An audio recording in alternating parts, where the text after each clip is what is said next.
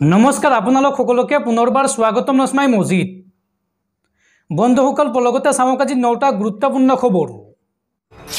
प्रथमটো खबर उत्कट गरमे दहिছে राज्य और गरমৰ বাবে আজিৰ পৰা সকলো স্কুল কলেজ বন্ধ ঘোষণা কৰা হৈছে। আজিৰ পৰা सरकारी बेसरकारी সকলো শিক্ষানুষ্ঠান বন্ধ ঘোষণা কৰিছে চৰকাৰে। उत्कट गरমৰ মাজতে বিদ্যালয়ক লৈ প্ৰশাসনৰ বৃহৎ ঘোষণা। ইয়াত সামান্য ভুল আছে, কাইলৈ নহয় আজিৰ পৰা অৰ্থাৎ মঙলবাৰৰ পৰাই सरकारी बेसरकारी সকলো শিক্ষানুষ্ঠান বন্ধ ঘোষণা কৰা হৈছে। ছাত্ৰ ছাত্ৰীৰ স্বাস্থ্যৰ প্ৰতি লক্ষ্য ৰাখি বিদ্যালয় বন্ধ ঘোষণা কৰিছে শিক্ষা বিভাগে। 24 সেপ্টেম্বৰ অৰ্থাৎ আজিৰ পৰা 27 সেপ্টেম্বৰলৈকে বন্ধ থাকিব সকলো বিদ্যালয়। কামৰূপ মহানগৰ জিলাত শিক্ষা বিভাগে জাৰি কৰিছে এই নিৰ্দেশনা আৰু আজিৰ পৰা কামৰূপ মহানগৰ জিলাৰ সকলো স্কুল কলেজত প্ৰযোজ্য হ'ব এই নিৰ্দেশনা। পৰৱৰ্তী খবৰ ৰাজ্য চলাবলৈ ধন নাই হিমন্ত চৰকাৰৰ। আজি পুনৰ 250 কোটি টকা ঋণ ল'ব হিমন্ত বিশ্ব শৰ্মাৰ চৰকাৰে আৰু বৰ্তমান 1,57,000 কোটি টকা ঋণত পকবকাই আছে ৰাজ্য চৰকাৰ। ধাৰ লৈ তৎপোৱা নাই হিমন্ত বিশ্ব শৰ্মাৰ চৰকাৰে। আজি পুনৰ 250 কোটি টকা ঋণ ল'ব হিমন্ত চৰকাৰে। উল্লেখযোগ্য যোৱা 17 সেপ্টেম্বৰত হিমন্ত চৰকাৰে একেদিনে 500 কোটিকৈ 1000 কোটি টকা ঋণ লৈছিল আৰু এসপ্তাহৰ ভিতৰতে 1250 কোটি টকা ঋণ ল'লে হিমন্ত চৰকাৰে। একে মাহতে 3বাৰকৈ ঋণ ল'লে হিমন্ত চৰকাৰে। ইয়াৰ পূৰ্বে যোৱা আগষ্ট মাহত 2000 কোটি টকা ঋণ লৈছিল হিমন্ত বিশ্ব শৰ্মাৰ চৰকাৰে। 7 আগষ্টত 1000 কোটি টকা ঋণ লোৱাৰ পিছত আৰু 27 আগষ্টত পুনৰবাৰ 1000 কোটি টকা ঋণ লৈছিল হিমন্ত চৰকাৰে আৰু বৰ্তমান 1,57,000 কোটি টকাৰে ধাৰুৱা ৰাজ্য চৰকাৰ। বিত্তীয় সংকটৰ জোৰা মাৰিবলৈ প্ৰত্যেক মাহে ঋণ লৈয়ে আছে অসম চৰকাৰে। ঋণ লোৱাৰ ক্ষেত্ৰত অভিলেখ ৰচিছে হিমন্ত চৰকাৰে।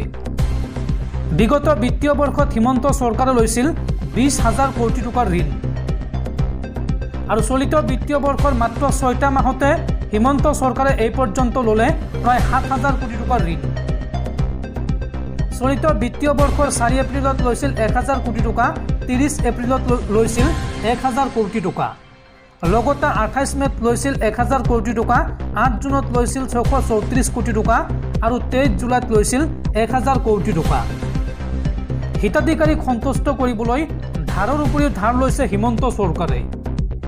অতি ভয়ানক দিশত গতি কৰিছে অসমৰ অৰ্থনীতি। টেটুগুৰিলৈকে ধাৰত পোত গৈছে হিমন্ত চৰকাৰ। ৰাজ্য চলাবলৈ টকা নাই হিমন্ত বিশ্ব শৰ্মা চৰকাৰৰ আৰু হিমন্ত চৰকাৰৰ 3 বছৰীয়া কাৰ্যকালত গঢ়ি উঠিছে ঋণৰ পাহাৰ। পৰৱৰ্তী খবৰ উচ্চতম ন্যায়ালয়ৰ গুৰুত্বপূৰ্ণ ৰায়দান। এতিয়াৰ পৰা শিশু পৰ্নোগ্ৰাফি চোৱা আৰু ডাউনলোড কৰাটো গণ্য কৰা হ'ব অপৰাধ হিচাপে। তেনে ব্যক্তিৰ বিৰুদ্ধে পক্সো আইনৰ অধীনত ৰুজু কৰা হ'ব গোচৰ। আজি এই ঐতিহাসিক ৰায়দান দিছে দেশৰ উচ্চতম ন্যায়ালয়ে। দৰ্শকসকল আৰু বহুতো গুৰুত্বপূৰ্ণ খবৰ আছে। তাৰ আগতে আপোনাক জনাওঁ যে যদি আপুনি এতিয়ালৈকে এইটো ভিডিঅ'ত লাইক কৰা নাই তেন্তে এতিয়াই ভিডিঅ'টোত লাইক কৰি দিয়ক আৰু এনেকুৱা ধৰণৰ ভিডিঅ'সমূহ নিতৌ চাবলৈ চেনেলটো ছাবস্ক্ৰাইব কৰি কাষত থকা বেল আইকনটো প্ৰেছ কৰি ৰাখক। পৰৱৰ্তী খবৰ সাৱধান, পুনৰ ভয়ংকৰ গতিত আহি আছে সাগৰীয় ঘূৰ্ণী বতাহ। এইবাৰ তাণ্ডৱ লীলা চলাইছে ঘূৰ্ণী বতাহ ইয়াগিয়ে। বিশ্বৰ 4খনকৈ দেশত চলাইছে তাণ্ডৱ লীলা। সাগৰীয় ঘূৰ্ণী বতাহ ইয়াগিৰ প্ৰভাৱত মুহূৰ্তৰ ভিতৰতে তছনছ হৈছে হাজাৰ হাজাৰ ঘৰ আৰু কাল ধুমুহা ইয়াগিৰ তাণ্ডৱত এই পৰ্যন্ত মৃত্যু হৈছে 384 জন লোকৰ, সন্ধানহীন হৈছে 89 জন লোক। এই কাল ধুমুহা ইয়াগিৰ প্ৰভাৱ পৰিব অসমতো। কাল ধুমুহা ইয়াগিৰ ভয়ংকৰ ৰূপ। ইয়াগিৰ প্ৰভাৱত বিধ্বস্ত হৈছে বিশ্বৰ 4খনকৈ দেশ। সামুদ্ৰিক ঘূৰ্ণী বতাহ ইয়াগিৰ তাণ্ডৱত কম্পমান ম্যানমাৰ, ভিয়েটনাম। ম্যানমাৰত এই ধুমুহাৰ ফলত এই পৰ্যন্ত মৃত্যু হৈছে 384 জন লোকৰ। ভয়ংকৰ কালঘূৰ্ণীৰ আৰু বানত সন্ধানহীন হৈছে 89 জন লোক। 30 বছৰৰ ভিতৰত শক্তিশালী ধুমুহা হিচাপে পৰিগণিত হৈছে ঘূৰ্ণীবতাহ ইয়াগি। 1,68,000 বাসগৃহ ক্ষতিগ্ৰস্ত হৈছে ঘূৰ্ণীবতাহ ইয়াগিৰ ফলত। ইয়াগিৰ ফলত ক্ষতিগ্ৰস্ত হৈছে ম্যানমাৰৰ প্ৰায় 9 লাখ লোক। উত্তৰ ভিয়েটনাম, লাওছ আৰু থাইলেণ্ড হৈ ম্যানমাৰত তাণ্ডৱ চলাইছে ঘূৰ্ণীবতাহ ইয়াগিয়ে। ঘূৰ্ণীবতাহ, বৰষুণ আৰু ভূমিস্খলনত বিধ্বস্ত চুবুৰীয়া ৰাষ্ট্ৰ ম্যানমাৰ। প্ৰায় এসপ্তাহে 4খন দেশত প্ৰচণ্ড শক্তিৰে বলি আছে ঘূৰ্ণীবতাহ ইয়াগি। উত্তৰ ভিয়েটনামত সামুদ্ৰিক ঘূৰ্ণীবতাহে তছনছ কৰিছে জনজীৱন। ঘৰ দুৱাৰ, সা সম্পত্তি জাহ গৈছে ঘূৰ্ণীসৃষ্ট বানত। আৰু উত্তৰ পূবত ঘূৰ্ণীবতাহ ইয়াগিৰ প্ৰভাৱ অনুভূত হৈছে। দিশ সলনি নকৰিলে উত্তৰ পূব ভাৰতত ক্ষতিগ্ৰস্ত কৰিব এই ধুমুহাই। অৰ্থাৎ অসমৰ লগতে উত্তৰ পূৰ্বাঞ্চলত প্ৰভাৱ পৰিব এই ঘূৰ্ণীবতাহ ইয়াগিৰ। পৰৱৰ্তী খবৰ, নাৰী কেলেংকাৰীৰে নাম সাঙুৰ খোৱা আছুৰ প্ৰাক্তন সাধাৰণ সম্পাদক শংকৰজ্যোতি বৰুৱালৈ সাময়িক ভোকা। শংকৰজ্যোতি বৰুৱাৰ অন্তৱৰ্তীকালীন জামিন মঞ্জুৰ গুৱাহাটী উচ্চ ন্যায়ালয়ৰ। গুৱাহাটী উচ্চ ন্যায়ালয়ে সোমবাৰে মঞ্জুৰ কৰে জামিন। 22 অক্টোবৰলৈ সাময়িক ভোকা শংকৰজ্যোতি বৰুৱাক। উল্লেখযোগ্য যে পূৰ্বে নিম্ন আদালতে জামিন নাকচ কৰিছিল শংকৰজ্যোতি বৰুৱাৰ। আৰু এতিয়া 22 অক্টোবৰলৈ অন্তৱৰ্তীকালীন জামিন মঞ্জুৰ কৰিছে গুৱাহাটী উচ্চ ন্যায়ালয়ে। পৰৱৰ্তী খবৰ, প্ৰচণ্ড গৰমৰ মাজতে ৰাজ্যবাসীলৈ ভাল খবৰ। ৰাজ্যত আহিব বৰষুণ। আৰু এই সন্দৰ্ভত ৰাজ্যবাসীক সাৱধান আৰু সতৰ্ক হোৱাৰ আহ্বান বতৰ বিজ্ঞান কেন্দ্ৰৰ। প্ৰচণ্ড গৰমৰ মাজতে ৰাজ্যত জাৰি কৰা হৈছে অৰেঞ্জ এলাৰ্ট। ৰাজ্যবাসীক সাৱধান আৰু সতৰ্ক হোৱাৰ আহ্বান বতৰ বিজ্ঞান কেন্দ্ৰৰ। 2টা দিনৰ বাবে ৰাজ্যত জাৰি কৰা হৈছে এলাৰ্ট।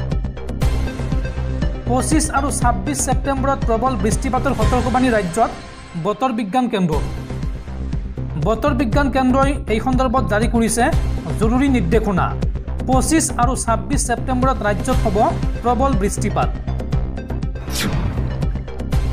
পৰৱৰ্তী খবৰ, সোমবাৰে চিপাঝাৰৰ পদুমপুখুৰী হাইস্কুলৰ শ্ৰেণীকোঠাত সংঘটিত হৈছিল এক লোমহৰ্ষক হত্যাকাণ্ড। জ্যেষ্ঠ ছাত্ৰৰ প্ৰহাৰত মৃত্যু হৈছিল এগৰাকী কনিষ্ঠ ছাত্ৰৰ। আৰু ঘটনা সন্দৰ্ভত 7জন শিক্ষক শিক্ষয়িত্ৰীক আটক আৰক্ষীৰ। লগতে 3গৰাকী ছাত্ৰ ছাত্ৰীকো আটক কৰিছে আৰক্ষীয়ে। ঘটনা সন্দৰ্ভত আৰক্ষীয়ে তদন্ত অব্যাহত ৰাখিছে। পৰৱৰ্তী খবৰ, গাজাত ইজৰাইলৰ আক্ৰমণ চলি থকাৰ মাজতে পেলেষ্টাইনৰ ৰাষ্ট্ৰপতিক সাক্ষাৎ প্ৰধানমন্ত্ৰী মোদীৰ। আৰু এই বিষয়টোক লৈ এতিয়া বিশ্বজুৰি চৰ্চা। গাজাত ইজৰাইলে ধাৰাবাহিকভাৱে আক্ৰমণ সংঘটিত কৰি থকাৰ মাজতে ভাৰতৰ প্ৰধানমন্ত্ৰী নৰেন্দ্ৰ মোদীয়ে আমেৰিকাৰ নিউয়ৰ্কত পেলেষ্টাইনৰ ৰাষ্ট্ৰপতি মাহমুদ আব্বাছক সাক্ষাৎ কৰা বিষয়টোৱে এতিয়া বেছ চৰ্চা লাভ কৰিছে। দুয়োগৰাকী নেতাৰ মাজত হোৱা আলোচনাৰ সময়ত প্ৰধানমন্ত্ৰী মোদীয়ে গাজাৰ মানৱীয় পৰিস্থিতিক লৈ গভীৰ উদ্বেগ প্ৰকাশ কৰে। ইয়াৰ লগতে প্ৰধানমন্ত্ৰী মোদীয়ে গাজাত শান্তি আৰু স্থিতিশীলতা পুনৰুদ্ধাৰৰ বাবে ভাৰতৰ সমৰ্থন নিশ্চিত কৰে। উল্লেখযোগ্য যে প্ৰধানমন্ত্ৰী মোদী 3দিনীয়া ভ্ৰমণত আমেৰিকালৈ গৈছে আৰু দ্বিতীয় পৰ্যায়ৰ ভ্ৰমণত তেওঁ নিউয়ৰ্কত আছে। এই সময়ত তেওঁ ৰাষ্ট্ৰসংঘৰ সাধাৰণ পৰিষদৰ অধিৱেশনৰ আঁৰত মাহমুদ আব্বাছক সাক্ষাৎ কৰে। সন্ত্ৰাসবাদী সংগঠন হামাছ আৰু ইজৰাইলৰ মাজত আৰম্ভ হোৱা যুদ্ধৰ পৰিণতিত যথেষ্ট ক্ষতিগ্ৰস্ত হৈছে গাজা। ইজৰাইলে গাজাত দ্ৰুত আক্ৰমণ চলাই হামাছৰ ঘাটিসমূহ ধ্বংস কৰিছে। আৰু এই সন্দৰ্ভত পেলেষ্টাইনৰ ৰাষ্ট্ৰপতি মাহমুদ আব্বাছৰ সৈতে হোৱা আলোচনাৰ পিছত প্ৰধানমন্ত্ৰী মোদীয়ে ছ'চিয়েল মিডিয়া প্লেটফৰ্ম এক্সত লিখিছে যে নিউয়ৰ্কত ৰাষ্ট্ৰপতি মাহমুদ আব্বাছক সাক্ষাৎ কৰিছিলোঁ। অঞ্চলটোত শান্তি আৰু স্থিতিশীলতা পুনৰুদ্ধাৰৰ বাবে ভাৰতৰ সমৰ্থন পুনৰবাৰ উল্লেখ কৰোঁ। পেলেষ্টাইনৰ জনসাধাৰণৰ সৈতে দীৰ্ঘম্যাদী বন্ধুত্ব আৰু শক্তিশালী কৰাৰ বাবে মত বিনিময় কৰোঁ, এই মন্তব্য কৰে প্ৰধানমন্ত্ৰী মোদীয়ে। পৰৱৰ্তী খবৰ, বিজেপিৰ বেয়া দিন আৰম্ভ হ'ল নেকি? বিজেপিৰ পক্ষত নাই ৰাজ্যৰ সংখ্যালঘু ৰাইজ। উজনি অসম আৰু BTADত জনপ্ৰিয়তা হ্ৰাস পাইছে বিজেপিৰ। বিজেপিৰ সদস্যভৰ্তি অভিযানত আশানুৰূপ ফল নেদেখি এতিয়া চিন্তিত বাজপেয়ী ভৱন। ৰাজ্যৰ সংখ্যালঘু ৰাইজ নাই বিজেপিৰ পক্ষত। উজনি অসম আৰু BTADত জনপ্ৰিয়তা হ্ৰাস পাইছে বিজেপিৰ। 50ৰো অধিক সমষ্টিত 30,000 সদস্য ভৰ্তি নহল বিজেপিত।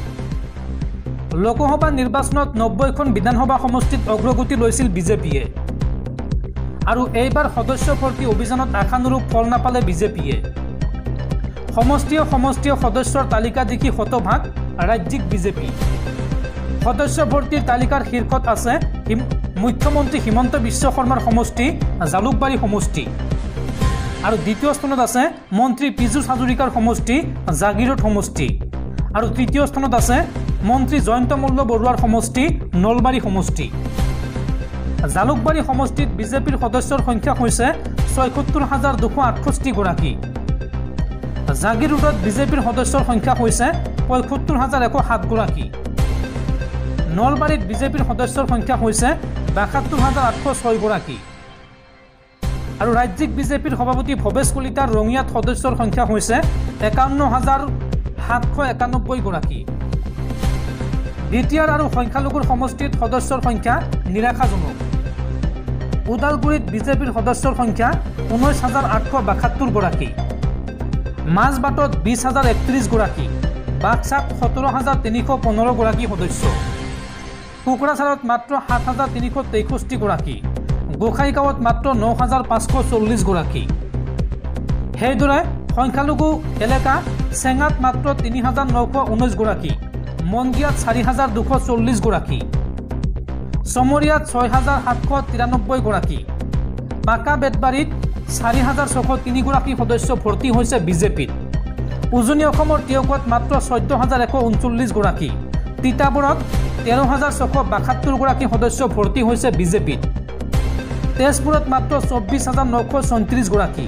লখিমপুৰৰ ৰঙানদীত ২৩,১৭৯ গৰাকী আৰু দেওবাৰলৈ ৰাজ্যত বিজেপিৰ সদস্য ভৰ্তিৰ সংখ্যা হৈছেগৈ ৩৫,৭৬,৬৪৬ গৰাকী।